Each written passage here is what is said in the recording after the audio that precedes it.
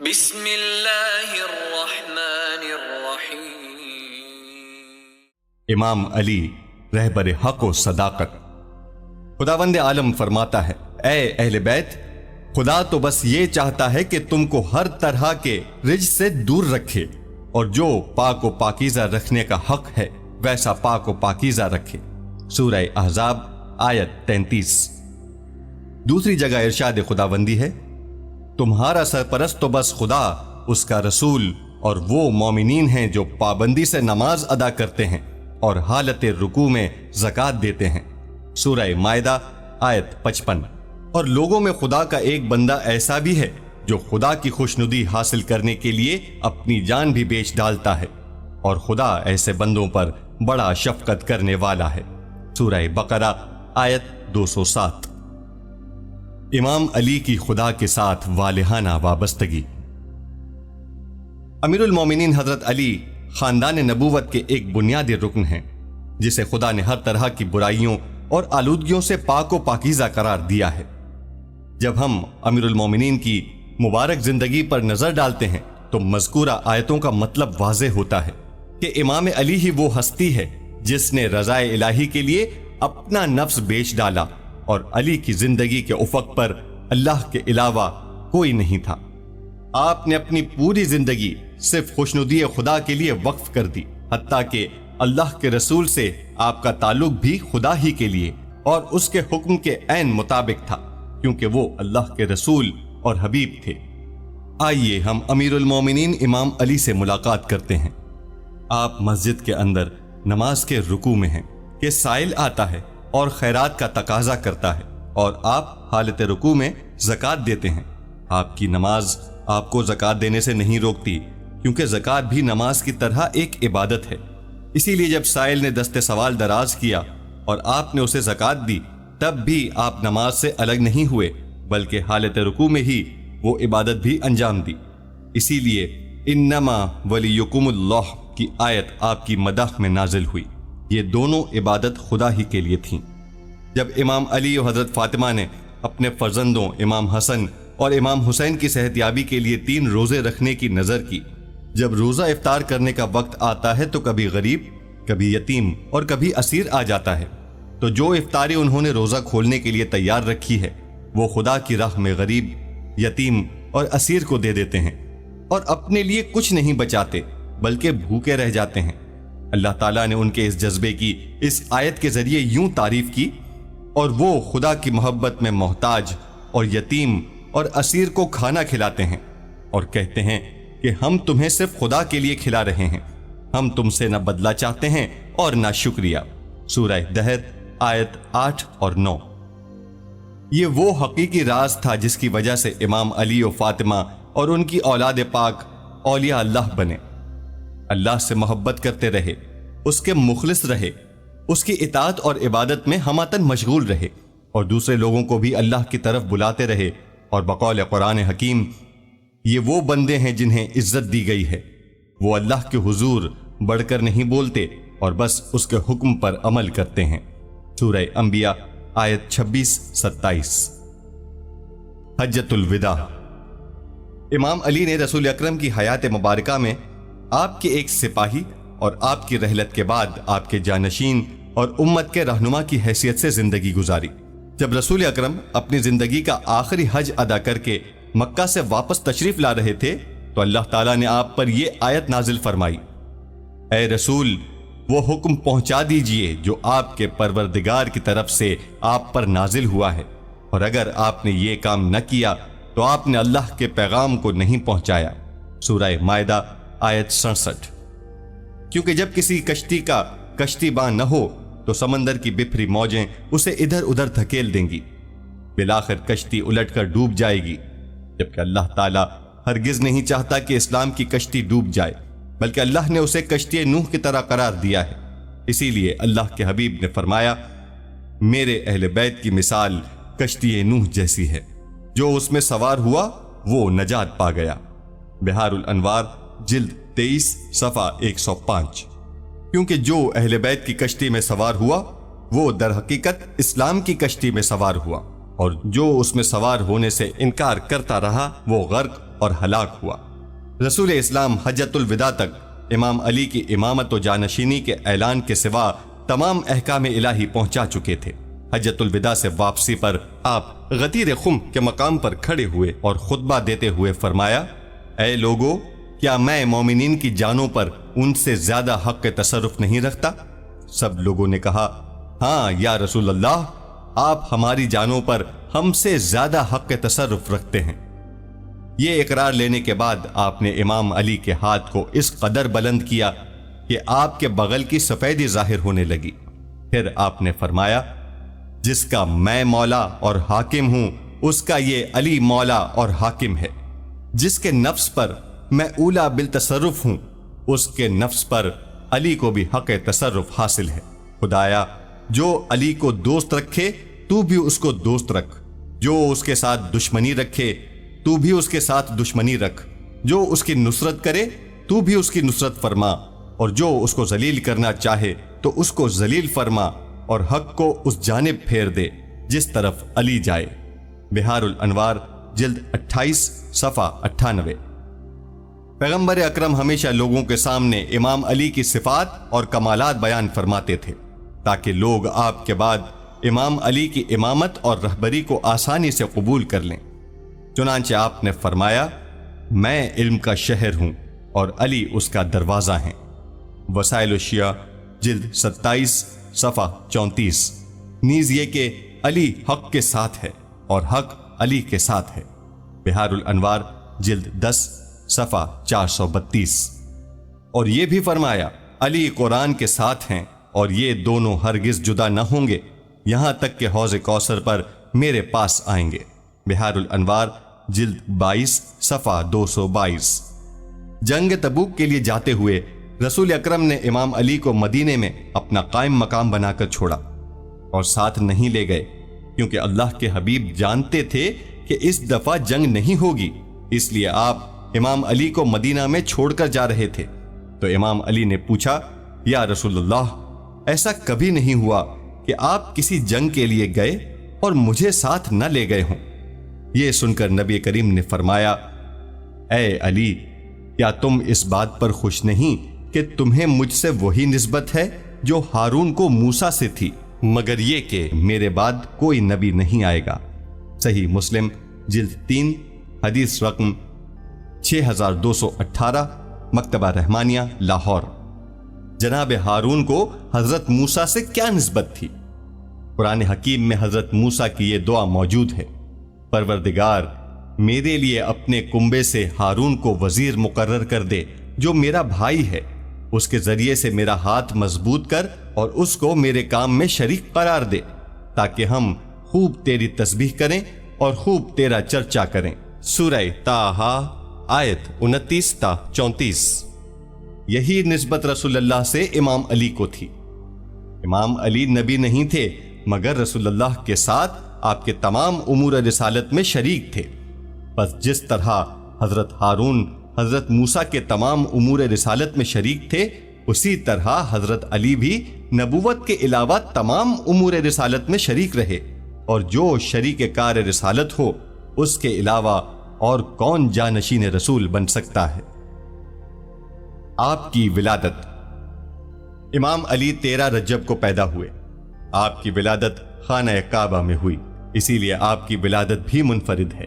آپ کی والدہ ماجدہ حضرت فاطمہ بنت اسد السلام اللہ علیہا خانہ کعبہ کا طواف کر رہی تھیں کہ ولادت کے آثار ظاہر ہونا شروع ہوئے کہ دیوار کعبہ شق ہوئی اور آپ خانہ کعبہ کے اندر تشریف لے گئیں، اور وہاں امام علی کی ولادت ہوئی۔ آپ نے جب آنکھ کھولی تو سب سے پہلے خانہ خدا کی زیارت کی، پھر آپ کی پوری زندگی خدا کے راستے پر چلتی ہوئی گزری، اور آپ کی شہادت بھی اللہ کے گھر میں ہوئی۔ جب 19 رمضان کو فجر کے وقت ابن ملجم نے زہر آلود تلوار سے آپ کے سر اقدس پر ضربت لگائی تو آپ نے انتہائی اطمینان کے ساتھ فرمایا، رب کعبہ کی قسم، میں کامیاب ہو گیا۔ آپ کی پوری زندگی فی سبیل اللہ گزری اور موت بھی اللہ کی راہ میں ہی ہوئی۔ امام علی کی پرورش اور تربیت کی ذمہ داری خود رسول اکرم نے اپنے ذمہ لی۔ جس طرح آپ کے جد حضرت عبد المطلب کی رحلت کے بعد حضرت ابو طالب نے آپ کی کفالت کی ذمہ داری اٹھائی تھی اور آپ ان کے گھر میں قیام فرماتے تھے۔ حضرت ابو طالب نے ہر میدان اور ہر مشکل میں آپ کا ساتھ دیا۔ آپ نے رسول اکرم کی مکمل حمایت اور مدد کی خاطر اپنا ایمان ظاہر نہیں کیا اور اس راہ میں بہت سی مشکلات و مصائب برداشت کیے۔ حضرت ابو طالب اپنے اشعار میں فرماتے ہیں وَلَقَدْ عَلِمَتُ بِأَنَّ دِينَ مُحَمَّدٍ مِّن خَيْرِ أَدْيَانِ الْبَرِيَّةِ دِينًا۔ جب مشرکین قریش نے اسلام کی تبلیغ ترک کرنے کے عوض رسول اللہ کو عرب کی بادشاہت، مال و دولت اور عرب کی خوبصورت ترین لڑکی سے شادی کرانے کی پیشکش کی تو حضرت ابو طالب کے ذریعے آپ نے ان کو یہ جواب دیا چچا جان، خدا کی قسم اگر یہ لوگ میرے دائیں ہاتھ پہ سورج اور بائیں ہاتھ پہ چاند لا کر رکھ دیں تاکہ میں تبلیغ رسالت کو چھوڑ دوں تب بھی میں ہرگز اپنا مشن ترک نہیں کروں گا، یہاں تک کہ خدا مجھے اس مقصد میں کامیابی عطا کر دے یا مجھے موت آ جائے۔ شرح نہج البلاغہ جلد 14 صفحہ 54۔ حضرت ابو طالب اپنے بھتیجے سے ایسے ہی جواب کی توقع رکھتے تھے کیونکہ آپ جانتے تھے کہ رسول اللہ کسی دنیاوی مال و منصب کی خواہش نہیں رکھتے۔ اللہ کی عطا کردہ رسالت تمام دنیاوی مال و منال سے اعلیٰ و ارفع ہے۔ اس سے بڑی فضیلت اور منزلت کیا ہو سکتی ہے کہ اللہ تعالیٰ نے آپ کو تمام انسانوں میں سے اپنے رسول، نمائندے اور حبیب کی حیثیت سے چن لیا تھا۔ امام علی کی والدہ حضرت فاطمہ بنت اسد نے رسول اللہ کا اپنے بچوں سے بڑھ کر خیال رکھا، جن کے بارے میں آپ فرماتے تھے کہ فاطمہ بنت اسد مجھے اپنے بچوں سے زیادہ چاہتی تھیں۔ ان کے اپنے بچے پھٹے پرانے کپڑے پہنتے اور بھوکے ہوتے مگر رسول اللہ کو صاف ستھرے کپڑے پہناتی اور آپ سیر ہو کر کھانا کھاتے۔ اسی لیے رسول اکرم فرماتے ہیں میری والدہ کے بعد آپ ہی میری ماں تھیں۔ جناب فاطمہ بنت اسد ایک سچی مومنہ تھیں۔ جب آپ کی رحلت ہوئی تو رسول کریم نے آپ کو اپنی ابا کا کفن دیا اور اپنے دست مبارک سے قبر میں اتارا اور آپ ہی نے ان کی تدفین اور ان کے حق میں دعا فرمائی۔ ان والدین سے امام علی جیسا بیٹا پیدا ہوا۔ حضرت ابو طالب کثرت العیال شخص تھے، اس لیے رسول اکرم نے امام علی کی پرورش اور تربیت اپنے ذمہ لے لی۔ اتباع رسول۔ امام علی خطبہ قاصعہ میں رسول کریم کے ساتھ گزرے ہوئے اپنے بچپن کا تذکرہ یوں فرماتے ہیں یقیناً تم پیغمبر اکرم سے میری نزدیکی، قرابت اور مخصوص منزلت کو اچھی طرح جانتے ہو۔ آپ مجھے اپنی گود میں بٹھاتے اور پیار کرتے تھے، مجھے اپنے سینے سے لگاتے اور اپنے بستر پر سلاتے تھے۔ میں آپ کے جسم مبارک کو مس کرتا اور آپ کی خوشبو کو سونگھتا تھا۔ آپ غذا چبا کر نرم کرتے اور پھر مجھے کھلاتے تھے۔ آپ نے مجھے نہ کبھی جھوٹ بولتے ہوئے پایا اور نہ کبھی کوئی غلط کام کرتے ہوئے دیکھا۔ نہج البلاغہ خطبہ 190۔ امام جعفر صادق سے آپ کے کسی صحابی نے پوچھا فرزند رسول، میں آپ کے نزدیک اپنی قدر و منزلت بڑھانا چاہتا ہوں، بتائیے مجھے کیا کام کرنا ہوگا؟ آپ نے فرمایا دیکھو ان کاموں کی طرف جن کی وجہ سے رسول اللہ کے ہاں امام علی کی اتنی قدر و منزلت تھی۔ امام علی کا رسول اللہ کے پاس یہ مقام 2 اسباب کی بنا پر تھا، یعنی گفتگو میں سچائی اور امانت میں دیانتداری۔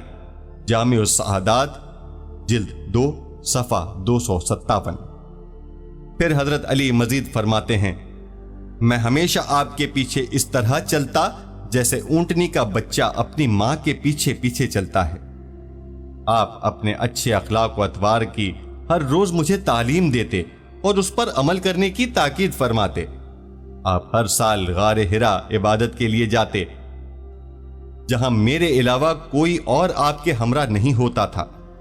اسلام کا پہلا گھرانہ حضرت محمد، حضرت خدیجہ اور مجھ پر مشتمل تھا۔ میں نور وحی اور رسالت کو دیکھتا تھا اور نبوت کی خوشبو کو سونگھتا تھا۔ نہج البلاغہ خطبہ 190۔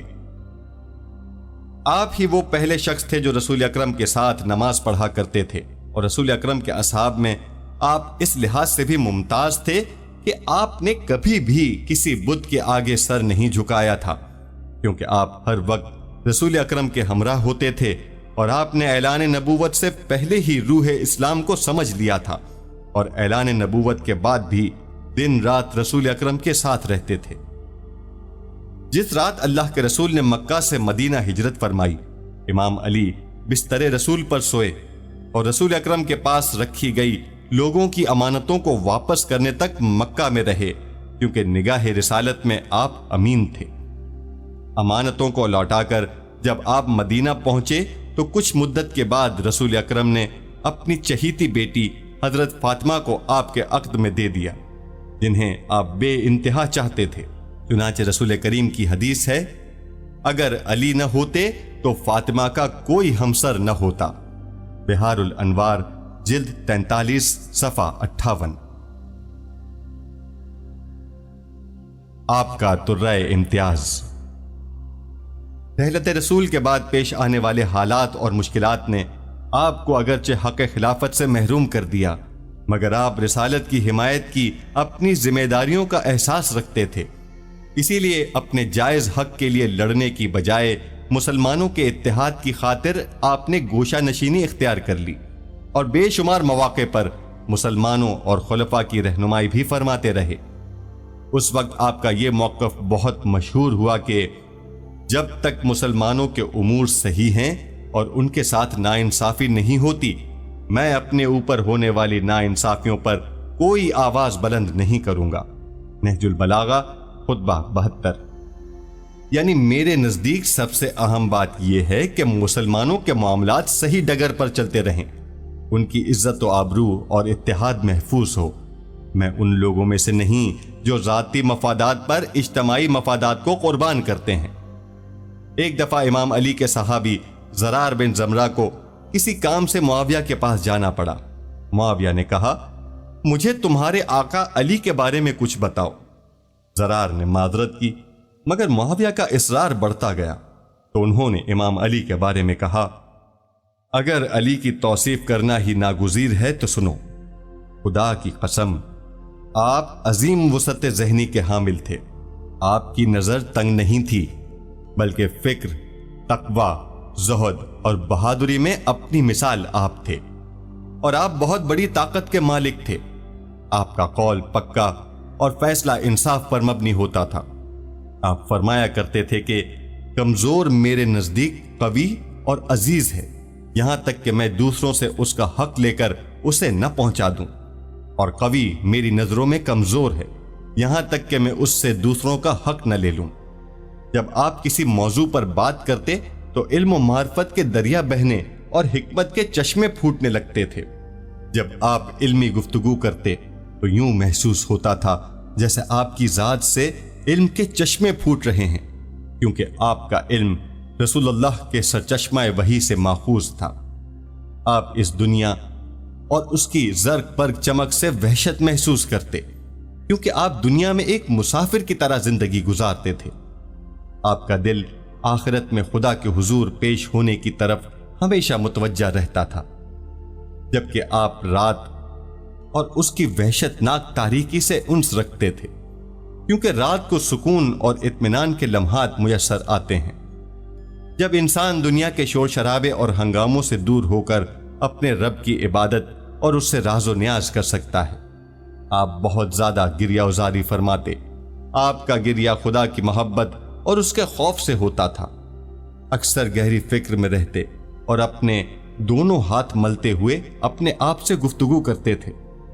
آپ اپنے نفس کو منظم فرماتے اور اس بات کا خاص خیال رکھتے کہ آپ کے پروردگار سے تعلق کی نوعیت کیا ہے۔ آپ انتہائی کم قیمت اور موٹا لباس پسند کرتے۔ آپ بڑھیا لباس زیب تن نہیں کرتے اور اس بات کا خاص خیال رکھتے کہ تمام مسلمانوں کے برابر آپ کا لباس ہو، اور سادہ غذا تناول فرماتے تھے۔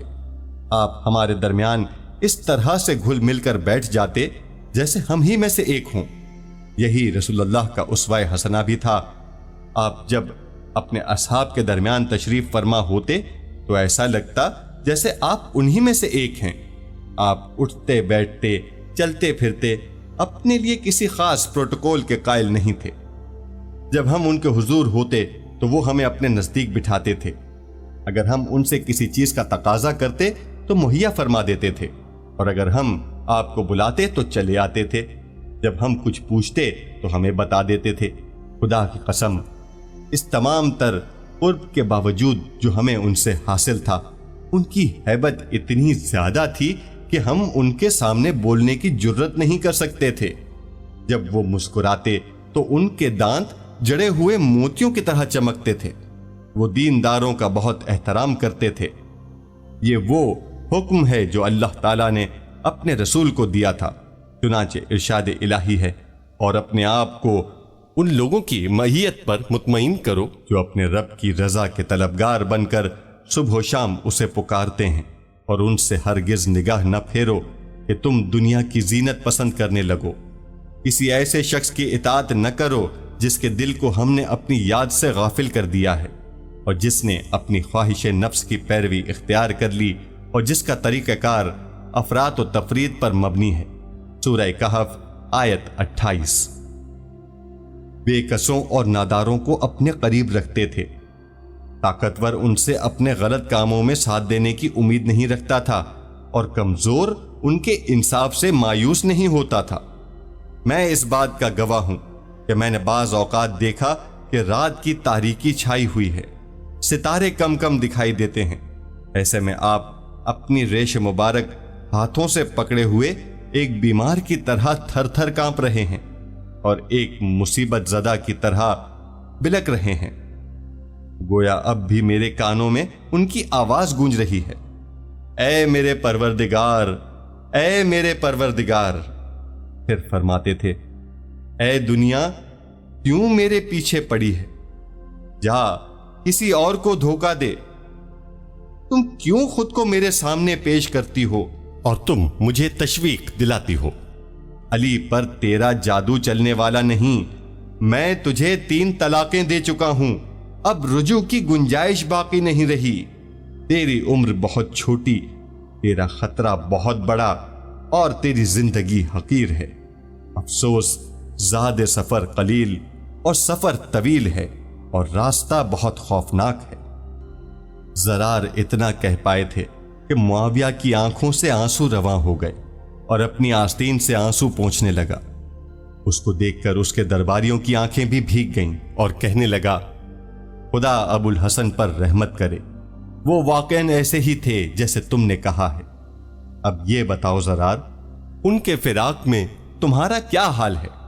زرار نے کہا، ان کی جدائی میں میرا حال اس ماں کی طرح ہے جس کی گود میں اس کا بیٹا ذبح کر دیا گیا ہو، جس کے دل کو نہ تشفی ہو سکتی ہے اور نہ اس کا غم تھم سکتا ہے۔ امام علی کی باتیں تمام زمانوں پر محیط ہیں، کیونکہ آپ تمام زمانوں کے امام ہیں۔ آپ نے پوری زندگی صرف خدا اور اسلام کی خاطر گزاری۔ آپ لوگوں سے فرمایا کرتے تھے، میرا اور تمہارا معاملہ ایک طرح کا نہیں ہے، کیونکہ میں تمہیں خدا کی خاطر چاہتا ہوں، جبکہ تم مجھے خود اپنے لیے چاہتے ہو۔ نہج البلاغہ خطبہ 136۔ امام علی مرد اسلام اور پیشوائے اسلام تھے۔ اگر کوئی چاہتا ہے کہ علی والا کہلائے تو اسے چاہیے کہ پہلے وہ خدا اور اس کے رسول اور اسلام کا متوالا ہو جائے، کیونکہ امام علی کی ولادت باسعادت کا جشن مناتے ہوئے دوسروں کے حقوق کا خیال رکھنے، اپنے دلوں کو ایمان کے نور سے منور کرنے اور انصاف پر مبنی زندگی گزارنے کا عہد کرنا چاہیے، یعنی ایک نئی زندگی کی ابتدا کرنی چاہیے۔